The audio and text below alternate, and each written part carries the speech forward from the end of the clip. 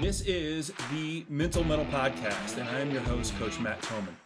I'm a former athlete, teacher, coach, and athletic director that switched careers after surviving cancer and a stroke in the fall of 2020. But I'm also a dad of a son and a daughter that were successful high school athletes that went on to college. Now I use that experience along with my ICF coaching certification when helping teams, coaches, and athletes from all over the country. Each week, I will pose a specific question that will help coaches of all types better understand mental toughness. In the Mettle podcast, coaches will learn to help their athletes overcome adversity without being the adversity they need to overcome. Welcome to the Mettle podcast, and not just any episode of the Mettle podcast, but the 50th episode. So at one a week, if you do your math, that's been right at a year, just less than a year. And I'm hitting the 50th episode. And I don't know what I expected when I started. I just knew it was something I wanted to do. I had some help, some encouragement, and I jumped into it. And I have learned so much over the last year in the 50 episodes. And hopefully I've shared a lot of good ideas with people. I'm sure there's a lot of podcasts that start with good intentions and they fizzle out, and it's hard to do. So it's a substantial amount of time and effort to put these in. So I understand why they would fizzle out. But I'm at 50 episodes in, and I just an unbelievable amount of gratitude for those of you that have followed, listened, to share, to do all these things. Means a lot to me to be able to take what I believe and what the ideas I'm trying to preach, and that's what this podcast is it's a resource for coaches, for athletes, for parents, all about mental toughness. I just want to see people do their best, have some good emotional well-being around their sport, whatever sport that is, and just understand how that's what sports is for.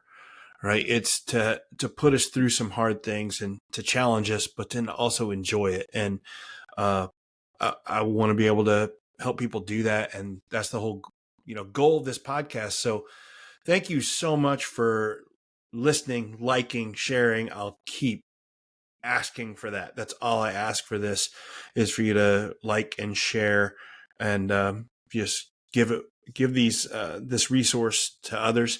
The podcast is free. I really don't get anything out of it right now. The only thing that I ask, other than sharing it, is just remember all the other services that I do for my business, for my job. I do professional development for coaches, the Ember and to Inferno stuff that I do, just trying to help, do some professional development for coaches, helping them develop mental toughness in their athletes. I do some other PD with educators, and then I do the mental coaching for athletes. And if you know an athlete that's struggling, not enjoying their sport, they can't translate what they do in practice to what a game, anything that you look and you're like, I realize that their issue is between the ears. Not that that's a negative thing, but just something they're struggling with, and they can't translate with what they can do and make it happen on a field, and that causes some anxiety, some stress, and making it so they don't love their game and love their sport. You see that kind of an athlete, let me know, give me a call. I can make a huge difference in an athlete's life and a parent's life and a coach's life just by helping that kid. So never forget that's what I do. And that's, a lot of this podcast is me taking what I know and what I've learned from athletes, and engaging with coaches and athletes, and help to give examples for people. But just remember that I do this on a one-on-one basis as well. And so just keep me in mind when those things come up. For this episode, I wanted to have a little bit of a special guest. I've got my brother coming on here, Keane Thomann, and my younger brother, quite a bit younger than me. And the reason it was important for me to put it on is when I started with this, I was like, I don't know what kind of guests I'm going to get, if I'm going to be able to get guests for my podcast, if people are going to want to come on, if they're going to, if it's going to end up be me just talking. And I thought, well, at least if I always need to, I can, get Keane on here. He was a very successful athlete. And the podcast took off so much, and I got so many good guests and stuff that I kind of forgot to even have him on. Right. And that was, I didn't need him. And I thought, well, why not for the 50th do something that I thought was my fallback, if I needed him. And I don't quote unquote need him, but it's sure nice to have a conversation with him. So I thought, well, why not bring it on for the 50th? And if you don't know, my brother played professional basketball. We'll talk about it in the interview. He is terrible at a lot of these accolades, and that's not why he played and stuff. But just so know, he was a really, really good classic 5-man in the game of basketball. When classic 5 men are, going the way of the dodo. He in high school at Olney, Illinois. He played for Coach Flanagan, who we'll talk about in this podcast, and who I interviewed early on in this podcast. In high school, he scored 1,710 points. That's a lot. He's the all-time leading scorer there. That's just an amazing number. He went on and played at Missouri Southern State University, Division II school in Joplin, and he'll mention that. And I had his coach Robert Korn on this episode, or on this podcast as well, early on. And there he played for 4 years and scored 1,521 points. And he did that on 61.5% field goal percentage. Classic 5-man. He did all the dirty work. He was not, you would have a hard time finding a highlight of Keane that we would call flashy. Very, very fundamental. Used his stuff, did it well, but nothing flashy. Didn't do a lot of outside shooting, didn't do a lot of dunking. Not just went in, lunch pail type guy, got his stuff done, and did it to the tune of, his 8 years in high school and college, more than 3,000 points. So it's worth listening to what he has to say. And he went on, he played close to 11 to 12 years pro ball.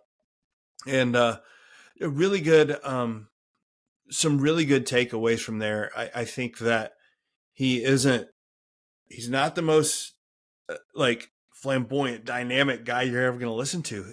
But there's so many good takeaways just because he just did what he did, and he focused on what he needed to do. And there's so much to be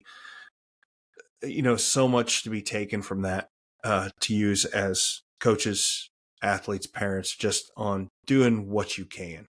Now, he's born with some genetic gifts, and being a big guy who could still move pretty well and had a good support structure at home and all these things. But he still used his ability to the best that he could, and did that by focusing on what he could do and what he could control and playing his game. And really, really good interview. So stick around. I'm going to give a little breakdown afterwards on just how coaches can use this and players can use the stuff that he did, and just as I always do. So enjoy the interview with my little brother, Keane Thomann. Mettle is a person's ability to face adversity in a spirited and resilient manner. It is a great skill to have for athletics and for life, but it is not something we are born with. If you want it, you have to forge your mettle. And if you listen to the Mental Mettle podcast, you already know that, but not everybody else does yet. So help me out by ordering and wearing some sweet The Mental Mettle podcast gear. We've got short sleeve tees, long sleeve tees, and some super comfortable hoodies. Order online today and you can have your gear in no time. But the best part is that every order helps support the show and helps me spread the message that mental toughness is a trait that can and should be built. So find the link in the show notes, order your gear, and start showing that you know how to forge your mettle.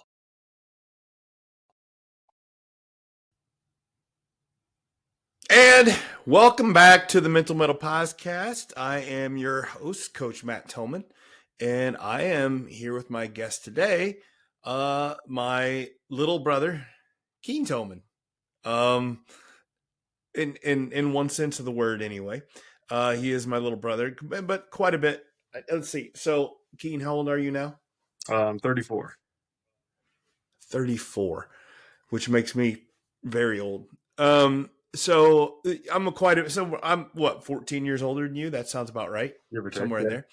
there. Yeah. So, obviously, your background into basketball here is something that I'm well versed in, and I know it because I followed your career the whole time since you were, you know, first dribbling a basketball. It was probably my basketball you were dribbling.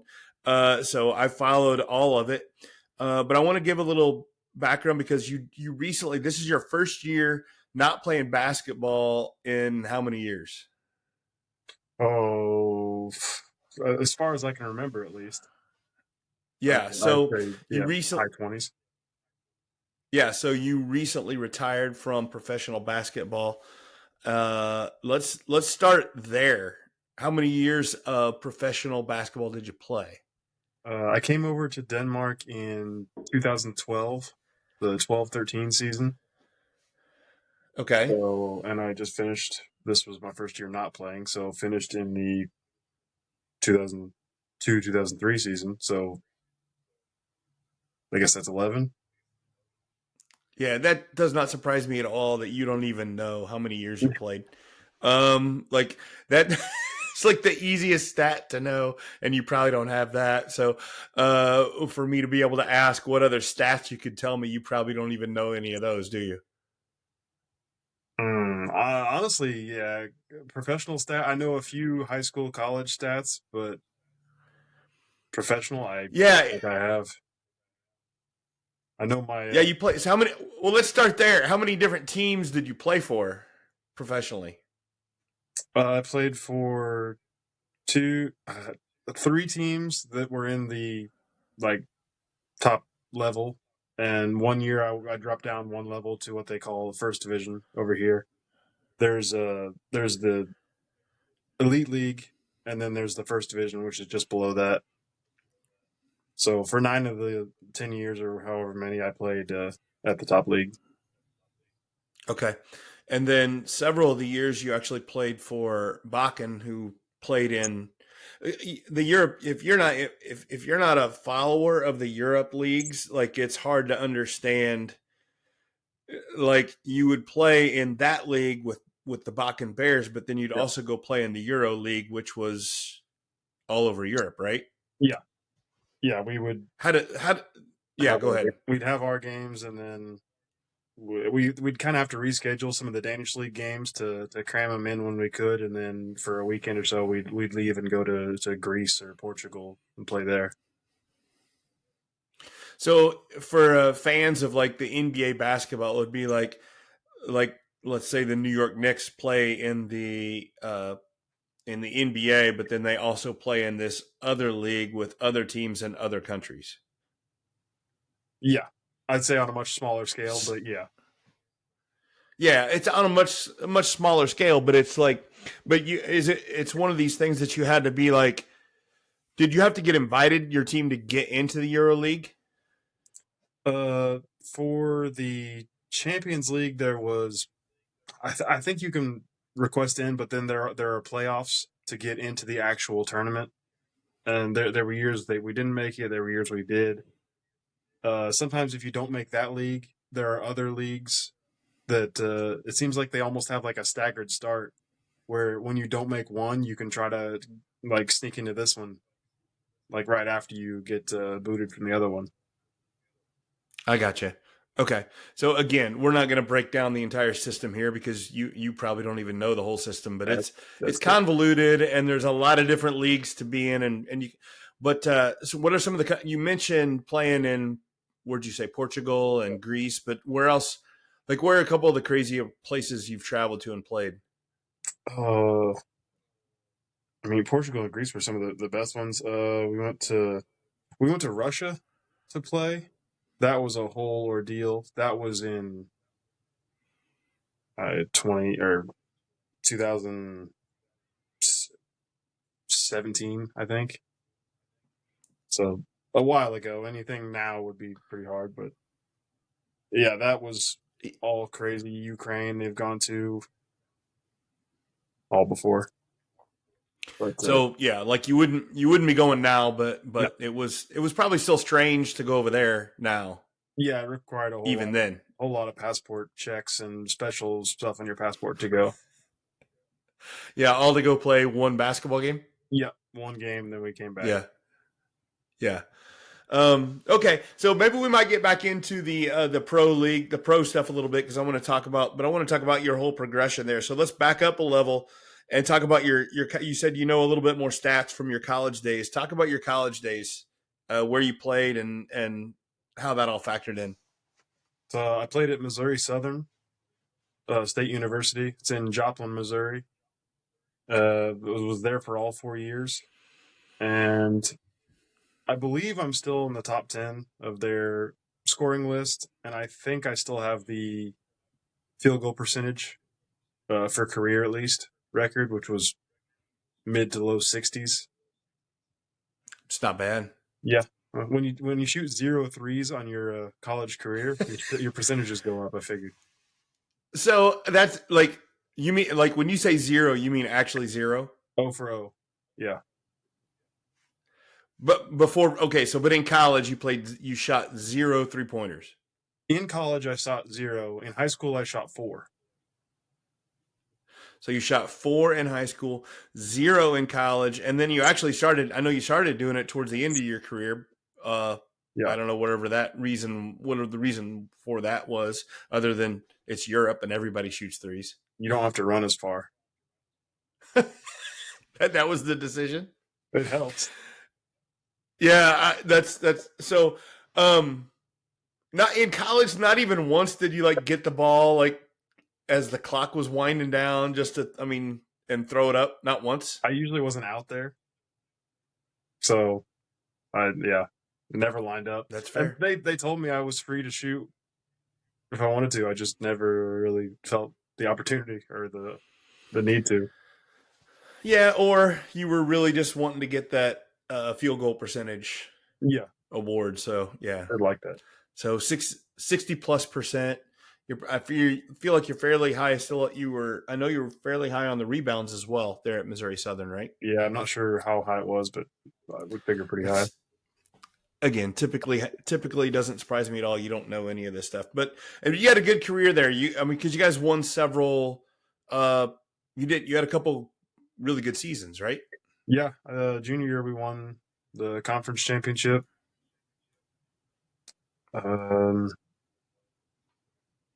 Yeah, that was our big one. We had several.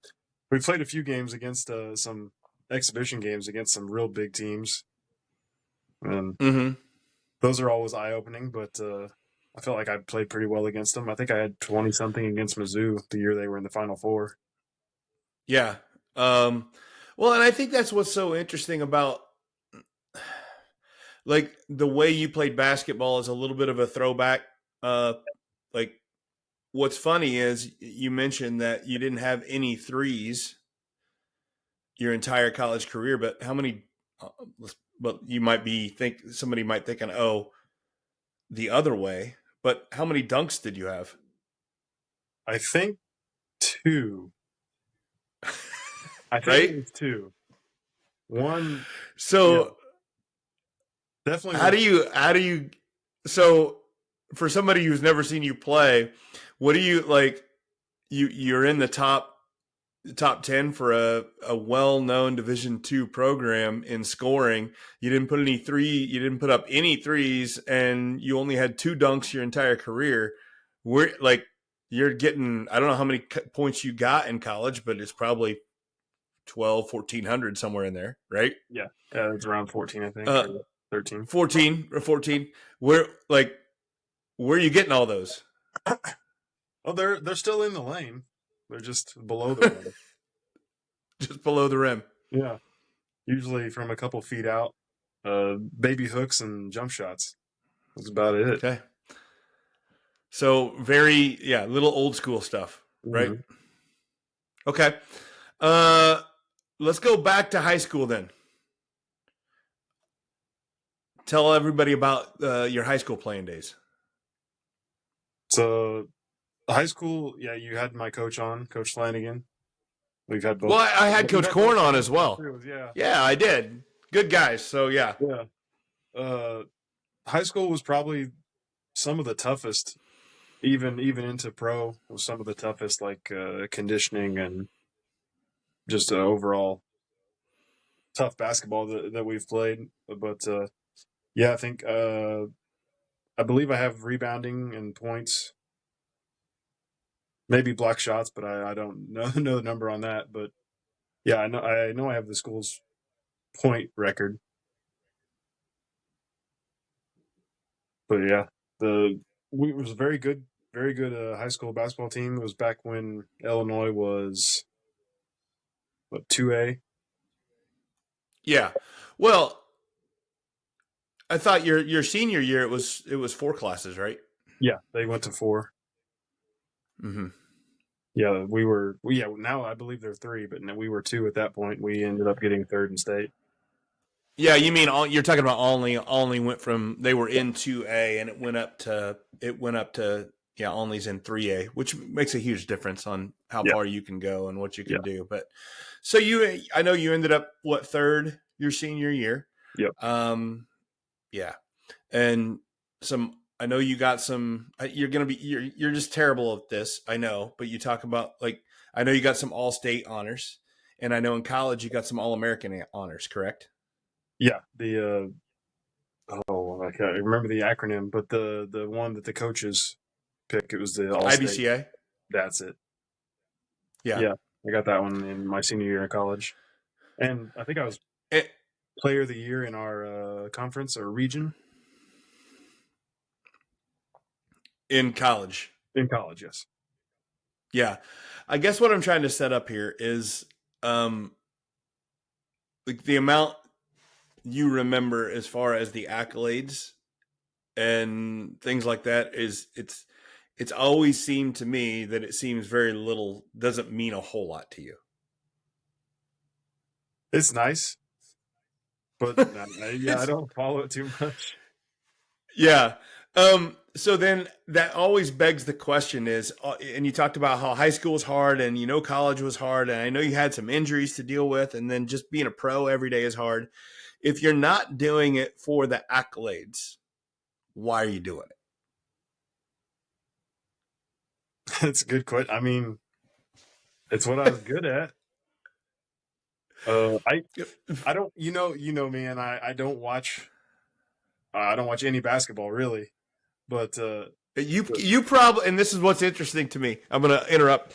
Is you probably can name more disc golfers than you can NBA players. yeah, I can name more female disc golfers than I can NBA players. And you've always been that way. You don't. It's not like you. And that's what I'm not saying. You didn't love playing, but it's you didn't do it for accolades.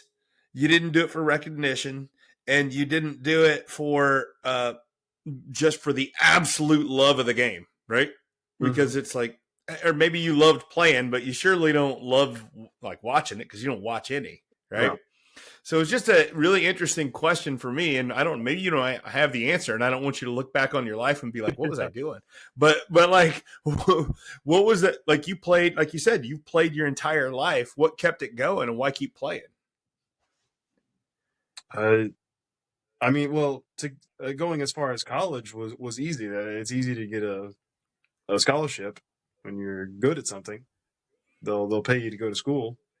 I mean, they will literally pay you now, but back then they would just pay for your classes. Yeah. But yeah, going into pro athlete, it was something that as a kid I always like said, I was like, oh, I want to do that. And then I was like, I got the opportunity. I was like, why wouldn't I do that? Like people are asking me to come play for them and they're offering to pay me, so why would I turn that down? Yeah. No. So you still enjoyed it enough, even if not to watch it, you enjoyed it enough to go do it, right? Yeah, playing is fun. I just don't enjoy watching basketball. It's unless it's people I know. People I've Okay. never talked to, stuff like that. If I know the guys, it's fun watching them. Like I love I like watching Skylar play. Skylar Bolin, who I played with in Skylar college. Boland, who I've had on the podcast, and Yeah, that's such a great story. You played with him in college, and then you played with him a little bit in the pros.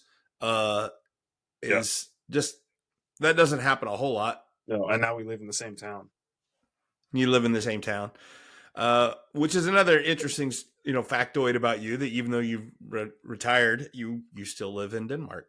So it's kind Yeah. of like it's just completely, basketball has completely changed and directed your life into where Mhm. you are now. Yeah. Yeah, I met I'll be my now wife. She played basketball on the women's team on my where I met her my first year over in Denmark. Yeah. Uh, So yeah. It's completely changed your entire life. And that's what's so, and I think that's probably enough of the background. I just really wanted to get into it, let everybody know kind of what kind of guy you are, uh, how you progress through basketball into different levels, playing into pro, and you just, kept improving and kept getting better. And kind of and what's interesting is when you talk about, hey, I did it because I was good at it, right?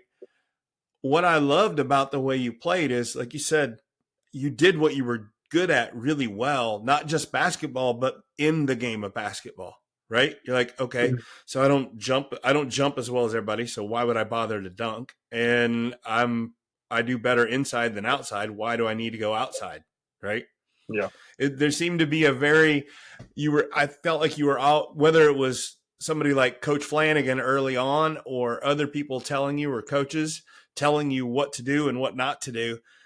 Either way, it feels like you've always understood your skill sets and leaning into what you are very well. Yeah, I think so. Yeah, you always want to improve, and I think that's with the last few seasons when I started shooting the three. That's something because I always had a good shot, but all it is like I knew my shot was good, so I decided to just back up a little bit. So it's something I knew I could already do. I just had to work on it a little bit to shift. But yeah, I've always just worked on I do the same thing a lot over and over.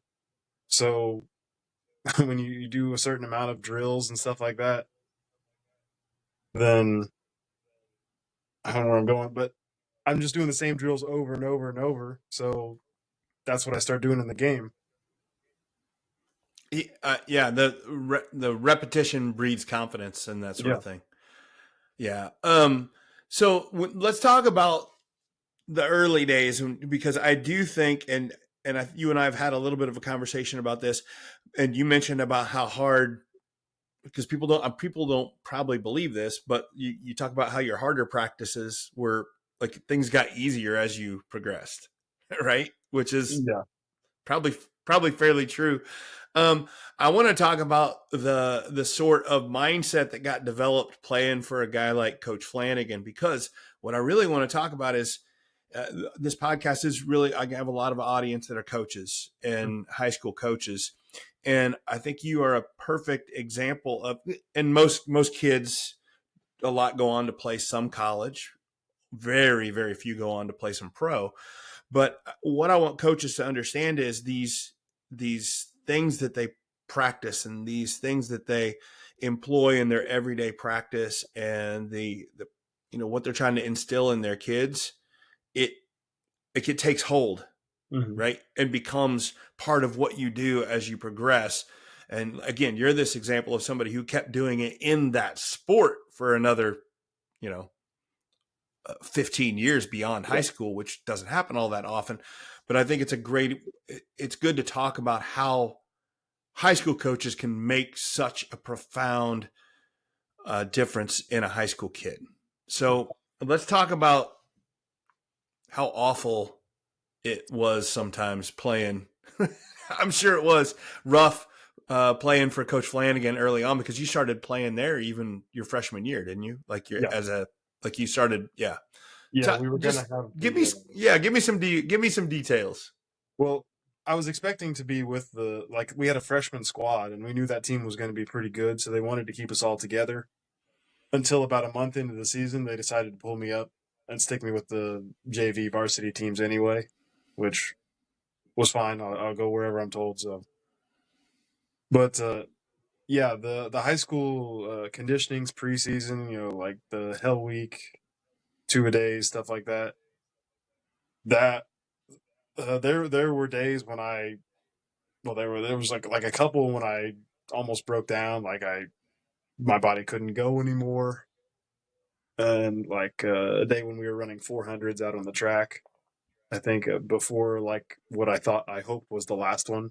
I did not think I was going to make it around the track again, and with about 30 yards to go, my legs just quit working and started going jelly. And I remember falling across the line. And then we went down to lift weights. That didn't happen. I was trying, but I couldn't walk. So I got the conditioning in, but the weights had to wait for a little bit. What? So this was your freshman year? I want to say it was sophomore. Okay. But freshman year, we did have, I'm sure you're familiar with like eight in a minute, like sideline to sideline, or some variation of sideline to sideline. I didn't make one of those until I was a junior, I think. You just like, yeah. I mean, well, we're talking about your freshman sophomore year. How big were you? 6'8" as a freshman, 6'10" on after that. Yeah, and 280 probably. Yeah, and it wasn't a ripped 280. No, still not. No, but comparatively, it's a lot. You're a lot stronger and more physically. Yeah, that's what I'm saying. Like it was a lot of baby fat, right? Yeah. Yeah. For sure. Yeah. So you started a lot of games as a freshman, and but then you were probably always last in these sprints, right? Oh yeah. Yeah. There was never one when I wasn't anywhere close to not last. Yeah. But that's continued on through most of my career, to be fair. Well, but I have gotten faster. Yeah, that's fair. So you just get used to being last. Yeah. Although in college there were times when people would get surprised that I was nipping at their heels, or even some of the guys come back off of a Christmas break or something like that, and I'm beating them in the sprints, and then you can tell who didn't work out over the break by who I'm beating. So, how often were you like or is it like coach using you as the example? Don't let Keane catch you. You're letting Keane catch you. Not all the time, but that wouldn't have been uncommon. No, I'm sure not. So anyway, keep going with Coach Flanagan and Olney, and just some of those days and some of the things you got instilled in you that you kept through your entire career. So, well, yeah, the day I like broke down, didn't think I could make it, he had pulled me aside and just talked to me about that I was going to have to be a leader on this team, and not to like show that to people. I mean, I'm sure he knew I was going to feel it inside, like, because I was like, I don't think I can make it. And he told me, he's like, you can't tell them that you don't think you can make it. Like, they need to believe you're going to be fine. But, how do you do that though? Like, I mean, I don't think that was I don't think you were. I mean, you were young, so you're not as tough as you are now. But I don't think you were necessarily faking it at that point. No. Mental Mettle Coaching is driven by a passion for sharing knowledge and experience that will allow athletes and coaches to grow, play, and live in a positive way.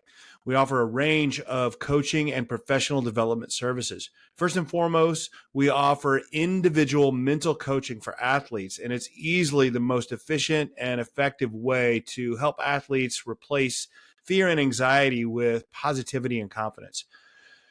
Mental Mettle coaching has helped middle school setters to high school lacrosse middies to D1 offensive linemen. If you have an athlete that needs to improve their mindset in athletics, mental coaching is the answer. We also offer team coaching, which uses the same concepts as individual mental coaching, but applies them in a group setting. Team bonding outings are great, but they do nothing to address the thoughts and feelings that can derail a team. Team coaching does address that, and it's a great option for helping your team grow. Finally, Mental Mettle Coaching offers social, emotional learning, professional development programs for educators and coaches. There are self-paced online programs, there are virtual coaching options, and even in-person seminars available. This PD will help increase the mental health of your staff and eventually your student athletes and the culture of your school. All of the Mental Mettle coaching programs have the same goal. Our mission is to help athletes and coaches develop a resilient and spirited mindset that will help them confidently face any obstacles or challenges they seek, regardless of their situation. If you would like to see the same in your athlete, your team, and your staff, contact Coach Thomann for more information. No. I mean, to his credit, I did make the next, he set a time on it, and I did make it, I think 5 or 6 seconds early. It was my fastest time. But my body quit working after that. So, he wasn't Well, you wrong. got it done at least. No. And I know that he pushed you quite a bit. Mm-hmm. All 4 years, right? Yeah. He had identified early on that, yeah, for our team to be as good as it was going to be, he needed to push me pretty hard. What are some of the other things what are some of the things that you've kept with you from those high school days through college through into the pros? So, well, as I've been playing most of my pre-game ritual, it's extended so far in like both directions on how long it takes now. That What do you mean both directions? like in high school you don't have a pregame ritual, and you just kind of you pick stuff up slowly as you go. Like our coach always had a sign above our locker room door. He was very big on mental reminders and just having little stuff laying around. He always had a sign above our locker room door that said, "Play hard, play smart, play together." And everyone on our team would slap that as they go out of the locker room. And I was always the last guy out, so I would put my hands on it for a few seconds, close my eyes, and I would say the words in my head, and then I'd slap it and go out and join everybody else. And I've done that every game, every locker room since, even though there's no sign on anywhere else. But I still put my hands on the locker room and slap it and pause before I go out, which if any of my teammates are behind me, they usually run into my back because they don't know what I'm doing. But yeah, they know it now. Yeah. What's the importance of a I don't know if you want to call that a mantra or a mindset. What's to you what's the importance of that? There's a few different things. Of course, the words themselves are. I mean, those are three things you can control no matter what's going on. Say them again. What were they? Play hard, play smart, and play together. Okay. That has nothing to do with shooting. How your shots going that day. You can always play hard. Uh, hopefully, you can always play smart, and passing the ball you can play together. Just be a good teammate. But yeah, the other side of it is it was kind of a time like I'm very loose with my pregame ritual. I like to joke around, have some fun, stuff like that. I like to laugh a little bit, like during shoot around stuff before we actually get into very close to tip off. And usually we would have a talk in the locker room a few minutes before we'd go out and start like real warm ups. And slapping that sign was kind of a signal of like a mentality shift. to like dial in at that with like 20, 30 minutes left to go before tip off. So it's a very intentional thing about like this is like it's game time now. We're gonna start, right? Yeah. Yeah. What was the so you're loose before that, then what's the change afterwards? Well, I still like to have fun while I'm playing, but I'm not really making jokes anymore. Uh I'm sprinting harder. I try to get like a good sweat going before I'm going. Just more, everything's just a little more intense once we're starting that, because I know my position is going to be very physical, and having the size helps. I don't have to fight as hard as them to push me, but I know that there's going to be guys all over me most of the game, so I'm mentally preparing myself for a battle. I think that's something that I know that you had to deal with ever since. I mean, again, you were a sophomore or a freshman, sophomore in high school at 6'8", 6'9", 280 pounds. Mm. Like, how do I put that? Like, I have a lot of friends that are officials, and I like officials, and I don't like to complain at them too much, but there's a lot of calls you didn't get because of your size. Yeah, yeah. I was actually talking to Skylar about this yesterday, and I mentioned I've never flopped in my life, and Not one. Yeah. no, not once. I got a charge once where the other guy fell and I was standing, and he called the charge for me. Which, credit to that ref. I don't remember who it was, but when the guy dribbling the ball is the one that falls down, you never get the charge. No. Yeah. Well, that's the thing is like I think it's if you flop, it's going to look obvious, right? It takes a pretty good head of steam to knock you over. Yeah, it's happened a Yeah. few times, and one time in pro basketball, the ref told me not to flop, and that was probably the most upset I've ever been on the court at a ref. Really? Was telling me not to flop. I was like, it's a point of pride that I've never done it. Yeah. No, I think that's it's funny. I know I wouldn't. I'd like to see it. I'd like to see the video of that. I don't remember seeing it, but it would be good to see.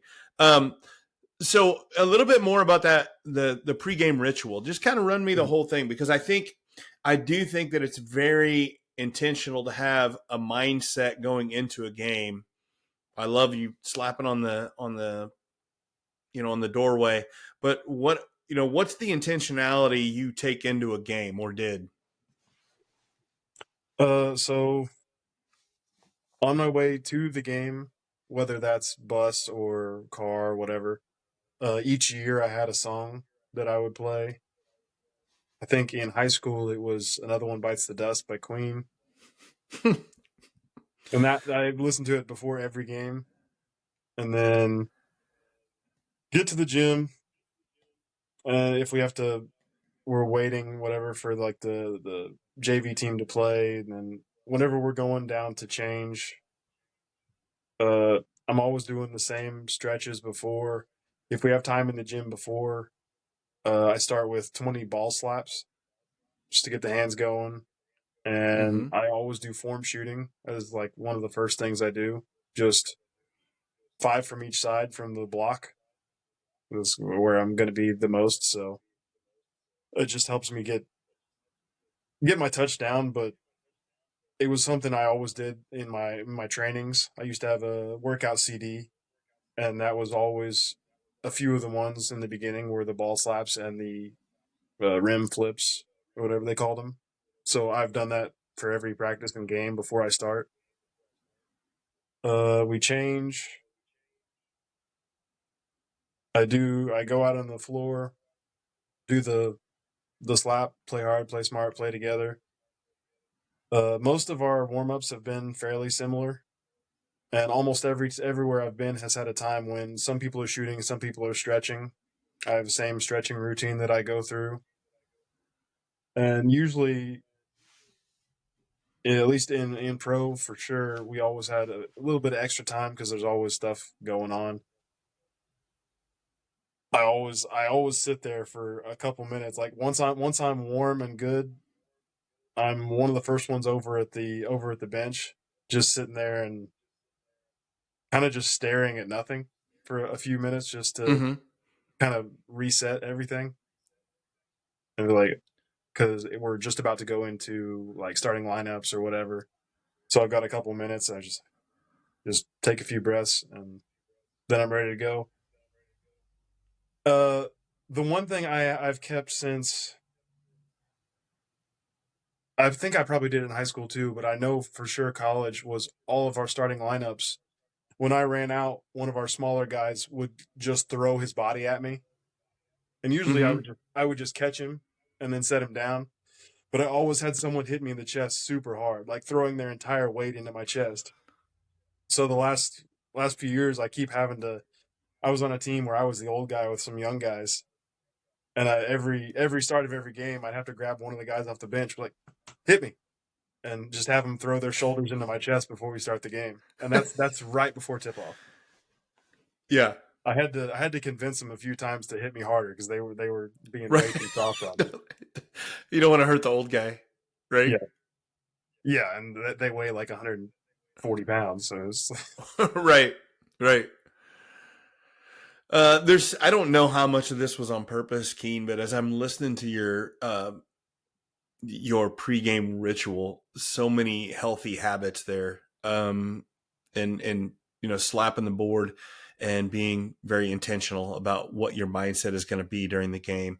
Going out and, obviously getting a sweat going, but practicing, as we said, repetition builds confidence, and doing repetition, the game stuff, and doing that, and just saying, and not being like, I don't need to worry about being flashy or doing this or whatever. I'm just going to go out there and do what I know I need to get to be ready. Mhm. And then going and, I don't know how much I love this stuff, but when you're sitting down and you're closing your eyes, you're doing a little bit of meditating, right? Clearing and resetting the brain, toning the vagal nerve. If you know what that is, it's all this parasympathetic response. So whether you're doing it on purpose, you're doing Mhm. some really, really good things, Mhm. right? So it trains your brain not to do so that when you do get in a game, there's never this fight or flight response, Oh yeah. right? It's a very calm demeanor as you play, which is, I, I, I don't know. Some people like to play with all kinds of craziness, and some guys are good at that. Mhm. But I know that definitely wasn't you, right? No. Yeah, no. Yeah, I needed to Yeah. be I needed to be enjoying what I was doing to play well. Like the more I was enjoying the game, the better I was playing. And I guess that goes the other way. The better you're playing, the more you enjoy it. But for me, it felt like it Well, came. it's a circle, it's a cycle. But I think the trouble is people don't understand, how do I break into the cycle, right? Yeah. Where does it have to start, right? But I think that I don't think it matters where you jump in the cycle. Hmm. Yeah, and well, for me, it was almost always, unless I'm scoring on the first possession, whatever. But I'm I'm just talking with the other bigs who are guarding me. I'm guarding them. Like something happens, I might make a joke during the middle of the game while we're playing. It was always interesting to me on if they responded in kind, or blew it off, something like that. I can work with it either way because it doesn't bother me. I'm making the joke for myself. But Right. it was more fun when they went back. I usually played a little bit better if they were you know giving with me. Yeah. I just think I agree. It definitely, it speaks to how you prepared, was how you played, and having fun with it was really good. How much did you, I know that you had a lot of success in your career. You had a really good high school team, a really good college team, and then pros is always up and down. It just depends on which team, Mm. you know what I mean? But I know you had some success on a team there. How much in your training, in your warm-ups, and just everything, How much of a focus did you actually put on winning?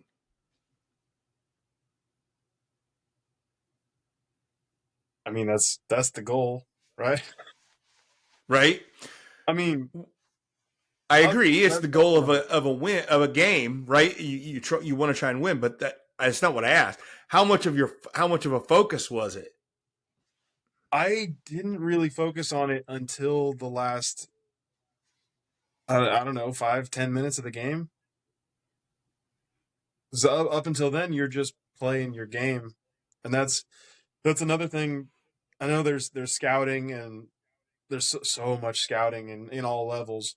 But one thing that my high school coach, Rob Flanagan, always told us was nameless, faceless opponents. And I've always, with my basketball knowledge, I've always gone in with that mentality, and that just means play your game, focus on what you do well, what you can control, and the playing. It doesn't matter who you're playing. You're playing to the best of your ability, not playing against whatever they're doing. Mm. I mean, I think that's phenomenal. The trick is how do you do that, right? Well, the trick is not to not pay attention much in film, but obviously there are some aspects that they want you to recognize and stuff. But yeah, in the general play, I'm just focusing on what I'm doing. Yeah, I think there is something to be said for playing your game and enjoying playing your game, even if somebody's stopping you from that, right? Mm-hmm. And it's just trusting the stuff that you've done the entire preseason, the entire off season, like because you scout for at most you scout for like a couple days before you're playing this team. You work on your own stuff for months and months beforehand, or if not years. So like it's Mm-hmm. much easier to fall back on the stuff that you've had so much practice with rather than focusing on this new aspect of the game that you're playing. Yeah, and it's but then there's another thing. You talk about how much you want to have fun playing the game and doing your thing and just how fun that is. But then we talk about the training that you do, the practice that you do to be able to do those things. It's Mm-hmm. I don't want to use the word boring, but it's certainly repetitive. Yeah. Yeah. But Right? that was that's all the camaraderie from basketball and being on a team, part of a team. That was something Flanagan always did. He has no problem being the bad guy. Mm-hmm. His most of his plans, I think, was push the team together. They can focus on not liking him. That's fine. It pushes them together more. And yeah, basketball is just you go into high school, you have friends. You go to college. Easiest way to make friends is be on a basketball team. You've got 12, 13 brothers already with you in Yeah. college. And then that happens in pro as well. You just develop Yeah. friendship with the guys. Yeah. Absolutely. I hear Viva talking. Yeah, my baby just came back with mom. The door's closed, so hopefully she ignores me. No, that's okay. Um, so somebody who played high level of 4 years of high school ball, 4 years of scholarship athlete college, and we determined 11 or 12 years of pro ball, right? Yeah. Mm-hmm. What's the takeaway? Like when we want to talk about mental toughness and we want to talk about having the mindset, what's the what's what's the nugget, right? I've thought about it a little bit. My personality is I really like to help people. That's always been something I've been good at, is just like helping people. Like it was never much really about doing stuff to make me look cool or whatever, because I know the way I play doesn't look cool. No But threes and no dunks, right? yeah, Yeah. But yeah, it's like I always wanted to. I want to win to because I mean I'm competitive. I like winning, but yeah, being part of a team and how happy everyone is after wins, stuff like that. That's all. That makes all the blood, sweat, and tears worth it. Mm. So, you're a golfer. You're not enjoying it as much, maybe. You don't have the team Yeah, as much. yeah. The team's a big aspect of it. Just yeah, because they're your brothers for however many years you play, and then on a lot of them. Yeah, I mean, it's funny you say that. How many guys have you played with over the years? I mean, it's a lot. Yeah, it's a lot, especially once you get into pro seasons. I mean, over It here, changes every year. a lot of them keep coming back, but you do get American ones that come and go.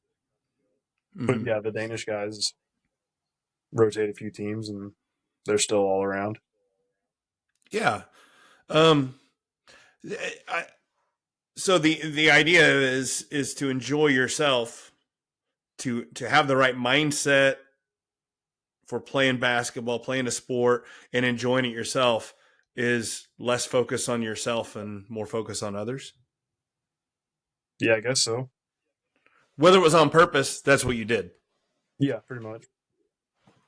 Yeah, Okay. Yeah. I just like it So I when people I again, know are having a good time. So yeah. I mean, it's nice to be able to do that and have that gratitude and help others. But maybe that was just part of your makeup. I don't know, but it's something to shoot for if it's something you struggle with. yeah, Yeah. yeah, All right. That's a pretty good nugget. We'll take that. Right. yeah. It's same with my playing style. I don't think about it too much. Yeah. Don't overthink. Yeah, I haven't had that problem. Yeah. No. Well, I don't want to. Well, that's true, but I don't want to. I don't want to give the idea that you're not a smart guy because that's not the case. No, but I was But just they tell me where to be and what time to show up. That's what I do. yeah, fair enough. Um. So, just a few minutes here left. What did I not ask you that I should have? What did we not touch on that we should have? Any stories we missed? Any thoughts we missed? Oh well, I don't know. From high school there was so many just little mental reminders, like visual aids, I guess. Uh, 1 year before, I want to say it was this. It was this sectional or super sectional. The year we got third. Our coach had told me I needed to be a human bulldozer, and I want to say over the course of a few days leading up to the game, I just kept finding increasingly sized bulldozers in places. Like my locker had one near it. I think they kept getting. I've had a small one like a few days before, and then like right before the game, he had like a big Tonka one just in my basketball locker. Yeah, And yeah, it's an it's focusing on making me think of human bulldozer. it's amazing that you didn't foul out that game. Yeah, yeah. But he had like a glass case every year, and it had different stuff from like I don't know, themes maybe that he had put in. One of them was a boat, because the theme of that year was both feet in the boat. So like Mm. don't half commit. If we want to be a good team, we need everybody to buy in, both feet in the boat, buy into the programs, and like this only works if everyone's bought in. It's what's and I'm not knocking. Coach Korn was a great coach, and you've had some good pro coaches, but so I don't know if we're just giving that many props to Coach Flanagan because he is a good coach and he's very good at this.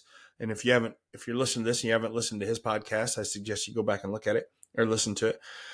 Or if it's just the importance of a high school coach during that time period in a person's life, right? Yeah, you're going He was a just very visual aid guy, stuff like that. So he did more of that. Coach Korn, yeah, not many visual aids, but he was much more of a we are a family type thing. mhm. Yeah, you don't disrespect your brothers. We we had one time in college when it just happens randomly. We were all shooting. We were supposed to be split up shooting free throws on both ends just for a few minutes doing something. We just happened to notice that all the white guys were on one end, all the black guys were on the other end. Coach Korn noticed, immediately yelled at us and told us to mix it mix it up. He knew we hadn't done anything on purpose, and No, we no. loved all the guys. It just happens. Yeah, that's But yeah, funny. he would have us over for Thanksgiving dinner, stuff like that, and that makes you fight so much harder for your teammates Yeah, when you're sharing meals with them and you're just together all the time. yeah. I think that coaches they're so impactful. Good coaches and bad coaches are very impactful on players, right? So I Mm-hmm. think that you've had some really, really good coaches at, in high school and then in college, and it's, made you the person you are. And it's important. Mm-hmm. Yep. All right. Anything else, Keane? Well, I mean, probably doesn't help your listenership much, but you can't knock the importance of parents on it either. I mean, dad's a tough dude. No. Agreed. I Agreed. remember seeing him pick up a snake in the middle of the yard and just spin it around his head and whip it into a cornfield. Like, oh, that's a Well, tough yeah, dude. I don't. Yeah, no, we can go into all day talking about it. Well, if nothing else, our dad. But yeah, I think that I wasn't knocking parents at all when I was talking No, about coaches. I just, yeah, but no, I get it. It makes it. Well, coaches would tell you all the time that, like, the parents are starting the groundwork, mm, and it's if the parents have done that groundwork early on, it makes it a whole lot easier for the coach's job. So yeah, it's, you know what I mean. It's coaches get to be an extension of that growth of an individual if they've got a good start. yeah. So yeah, You could see that in my college team. We had a group of yes, parents that traveled just ungodly distances and were there every game, and they would just be all like a little parents section there, all which I wouldn't think usually happens in college all that often. High school it's probably more common, but yeah, yeah. Just a very good support group really makes a big difference. Yeah. yeah, So yep. All right, Keane. Appreciate the conversation, and yeah, we'll talk soon. And I'll give you a call. Oh, I'll shoot back. I'll jump on a call again another time to say hi to Viva again, yeah. and your wife Sophie as Thanks well. for having So me. Yeah, she's been asking about you since she visited I a know, few weeks ago. I know. So all right, Keane. Good talking to you, man. You too. See ya. Mm-hmm. Mettle is a person's ability to face adversity in a spirited and resilient manner. It is a great skill to have for athletics and for life, but it is not something we are born with. If you want it, you have to forge your mettle. And if you listen to the Mental Mettle podcast, you already know that, but not everybody else does yet. So help me out by ordering and wearing some sweet The Mental Mettle podcast gear. We've got short sleeve tees, long sleeve tees, and some super comfortable hoodies. Order online today and you can have your gear in no time. But the best part is that every order helps support the show and helps me spread the message that mental toughness is a trait that can and should be built. So find the link in the show notes, order your gear, and start showing that you know how to forge your mettle. Okay, welcome back. Hope you enjoyed that interview with my brother Keane Thomann. He played in that Danish league. The team that he played with, the more successful that we mentioned there, the Bakken Bears. If you ever want to look them up, he's not playing anymore. He does some coaching in their organization, but again, a really good professional career, changed the entire trajectory of his life. He lives over there now. I just went and visited for the first time and got to visit him and where he's lived for the last 11, 12 years of his life. Most of his adult life has been over there in Denmark. And there's just some things I want to point out from the conversation that I think the things that I already knew about Keane, but he and I talked a little bit when I was over there. He and I went and watched the game, and we were just talking about having on the being on the podcast and some of the things that we talked about.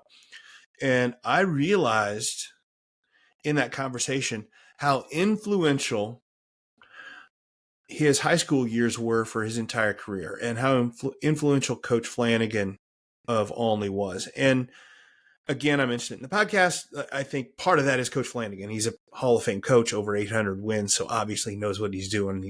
He's influenced a lot of people, and that's a good thing. But I think it really, the point is how, regardless of how good the coach is, how influential a high school coach is for a player. And I realized that when Keane started talking about how part of his intentional mindset from his freshman year of high school all the way through his high school career, his 4 years in college where he was an All-American, Division II All-American, and to 12 years of pro ball, his intentional mindset, which clearly worked for him, started with some intentionality that Coach Flanagan developed in him from his freshman year of high school, and how they were to play hard, play smart, play together. And those are just words, but I know that Coach Flanagan believed that, instilled that, asked that of his players, demanded that of his players, and gave them such, again, an intentional mindset to focus on. And that became something that Keane did through his entire career. As he mentioned, things that I could control. I can always play hard. I can always play smart, know what I'm trying to do, and do those, and play together. Realize that I'm being a good teammate. And that goes not just, the way I'm playing, but also the way I'm influencing others. Keane being a big guy and being a really good player, had a lot of people would always look up to him. So he had to be able to understand that we need to play together. And part of that's my responsibility. Just knowing that, right, that those things are his mindset is very important. And it's really important to know that that came from his high school playing days. I think it's very important for a high school coach, and I've got a lot of high school coaches that listen. You need to put some time and effort into what you're being intentional about, the intentional ideas that you want your players to have. Right? We always have these shirts, right? Every year we put a shirt and we have a slogan, whatever.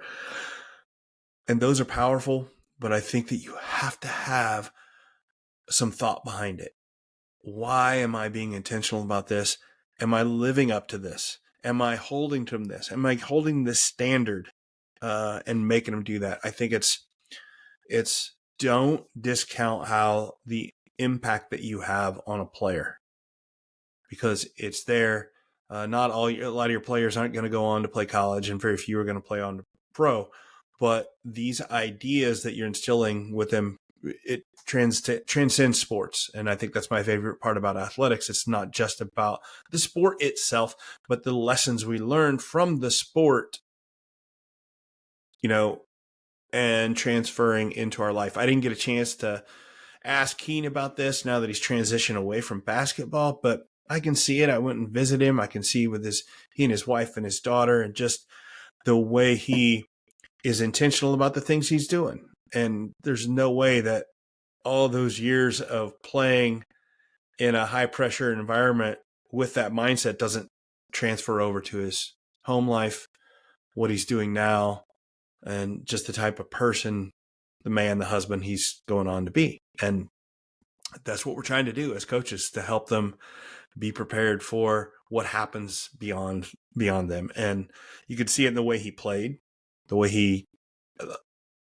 he was able to focus and control his game and do what he was going to do, even though he was probably, again, all those points he scored, he was probably I know he was the focus of so many scouting reports. It's not like people like, oh, we didn't know this guy was that good. No, by the time, you've played that many games and scored that many points, most your scouting reports are towards don't let him score. Don't let the big guy get it. Don't let, but he's still doing that to the tune of, again, 1,700 points and 1,500 points in high school and college, respectively. It's not like people weren't trying to stop him. So him being able to say, here's my goal, here's what I'm going to work on, here's what I focus on every day, here's what I practice, and then go out and do that and not worry about what somebody's trying to do. I'm going to do what I do regardless of what everybody's trying to do to me. And I think that's what's easier said than done. The fact that he was able to do that is just really good. And I also loved how he talked about how, when I talked to him about winning, he mentioned that he focused on what he was trying to do, but not in an unselfish way, because most of the winning and wanting to win was not selfish at all. It was focused on others. Right. And I haven't found a good way to say that yet, but whenever he got the ball, whenever he was supposed to be part of a game plan, he did what he knew he would needed to do. But that was all part of winning and competing, because he wanted to help others, because they all wanted to win and we wanted to win together, and he wanted to play with people and be part of as he kept saying, your brotherhood. And just a really good insight into how he did that, how he thought. It really helps me understand how he was being so successful. Most of his playing career, I wasn't doing this profession, and I really hadn't dug into that. Again, I've only been doing this podcast now for a year, and most of his playing days were well before that. He played last year, of course, but I really didn't dive into how he was so successful. It was not, he is a big guy, he's 6'11", and had some skills, but it goes way beyond that. His mentality was when he played was top notch. Just a very, very good example of what we should be trying to do. Playing with intentionality, control what you can, play your game, don't let others stop you, play as part of a team and be part of something bigger, and be competitive, but not necessarily overly focused on the winning, just doing what you do, knowing that it's going to help to the winning. Just a great example all the way around of a very mentally tough athlete that did his thing and did it the right way. And really thankful he was able to come on. If you want to go back and check out some episodes, the episode with Coach Rob Flanagan is really good. You'll hear some more stories from Keane's playing days from his angle, and you can kind of get an idea of where he was coming from. And I also interviewed Coach Robert Korn, his college coach, a very successful coach, had some really good ideas there. And I did an interview with Skylar Bolin, who we talked about, who was Keane's point guard in high school and in pros some, and Skylar's still playing. Went over there and watched him play a couple weeks ago whenever I visited Keane. So those are really good episodes to follow up with, so you can get some ideas on this, more of this story. But yeah, really, really good interview. Enjoyed it. Again, 50th episode. Love it. Can't thank you all enough for listening, for being part of the journey. I hope to keep going. Help me out. Keep sharing. Keep liking. Keep, mention my services to people. I love doing I love doing what I do. I love the podcast, but I love helping individual athletes and working with teams, working with coaches with some professional development. I love what I do, getting this message of mental toughness out there, and I need you guys to help me do that. So once again, this has been the Mental Mettle Podcast. I've been your host, Coach Matt Thomann, and always remember to forge your mettle. Thanks again for listening to the Mental Mettle Podcast, produced by Coraggio Media, sponsored by QuickCut, a video management platform for every level of play, and by Mental Mettle Coaching, helping athletes learn to face adversity in a spirited and resilient way. The Mental Mettle Podcast is created each week to help players develop more mental toughness, and that is something that will help all of us. So help me out and like and share the Mental Mettle podcast with your friends. Until next time, keep forging your metal.